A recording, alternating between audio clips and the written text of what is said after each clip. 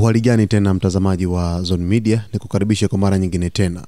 Wingi wa kijeshi wa Hamas Brigade za Al-Qassam umetangaza kuwa umetimiza wajibu wake chini ya mpango wa Gaza ulioanzishwa na Rais wa Marekani Donald Trump kuhusu mateka wa Israel waliokuwa wakishikiliwa Gaza.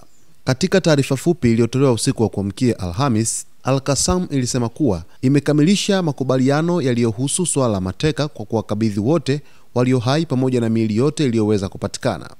Tumeheshimu makubaliano tuliyoyafikia na tumekabidhi mateka wote walio hai tulionao pamoja na miili yote tuliyoweza kuipata, ilisomeka sehemu ya taarifa hiyo.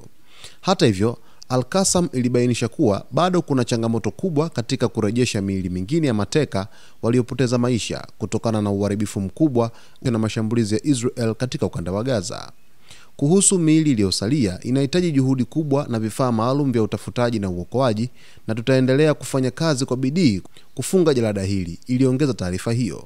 Tangazo hilo la Hamas limekuja masaa machache baada ya Waziri Mkuu wa Israel Benjamin Netanyahu kusema kuwa serikali yake haitatoa msamaha wowote hadi miili ya mateka wote irejeshwe.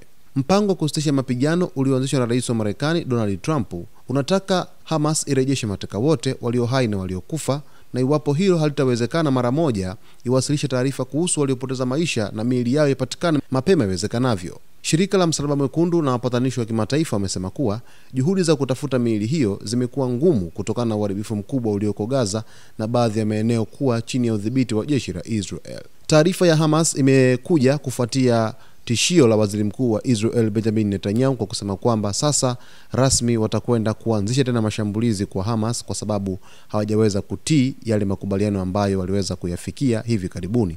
Na ametishia hivyo kwa sababu ya saa 72 ambazo zimeweza kuvuka tangu makubaliano ya kusitisha mapigano yaweze kuafikiwa, na inaonekana kwamba kuna ugumu wa kuweza kupata miili iliyosalia kwa sababu Hamas imedai kwamba maeneo mengi ambayo yalishambuliwa na Israel ndio maeneo ambayo mateka wengine wameweza kufariki huko.